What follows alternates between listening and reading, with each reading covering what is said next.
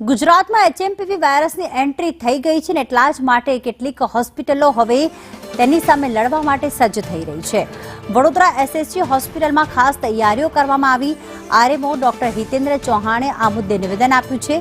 હાલ સમાજમાં વાયરસને લઈને ચિંતા છે। ભીડભાડવાળા સ્થળોએ જવું ટાળવું જોઈએ। માસ્ક પહેરવું હિતાવહ છે, ફરજિયાત નથી। સંક્રમિત વ્યક્તિઓના સંપર્કમાં ન આવવું। એસએસજી હોસ્પિટલમાં આઇસોલેશન વોર્ડ તૈયાર કરવામાં આવ્યો। અમારી હોસ્પિટલ એચએમપીવી વાયરસને પહોંચી વળવા સંપૂર્ણપણે તૈયાર છે। અમારી પાસે 26 બેડનો આઇસોલેશન વોર્ડ તૈયાર છે। 20,000 KLની એક એવી 2 ટેન્ક રેડી છે। ઓક્સિજન પ્લાન્ટ છે, તેમજ જમ્બો ઓક્સિજન સિલિન્ડર્સ પણ છે। એટલે પબ્લિકે ગભરાવાની જરૂર નથી। દવાઓનો પણ પૂરતા પ્રમાણમાં સ્ટોક અમારી પાસે ઉપલબ્ધ છે।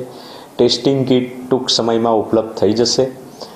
આમ પબ્લિકે ગભરાવાની જરૂર નથી। કોરોના વાયરસ બાદ હવે એચએમપીવી વાયરસે પોતાનો કહેર મચાવ્યો છે। બેંગ્લોરથી ભારતમાં એચએમપીવી વાયરસની એન્ટ્રી થઈ છે। ગુજરાતમાં પણ એક કેસ નોંધાઈ ચૂક્યો છે।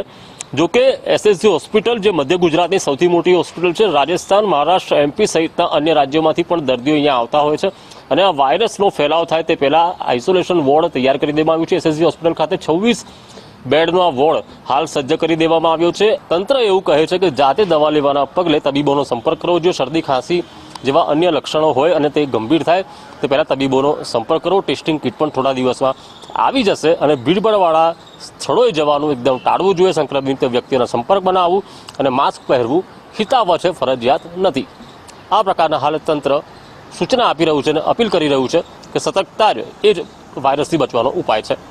કેમેરા પર્સન નિકેશ વળન સાથે કુણાલ શર્મા, સંદેશ ન્યૂઝ, વડોદરા।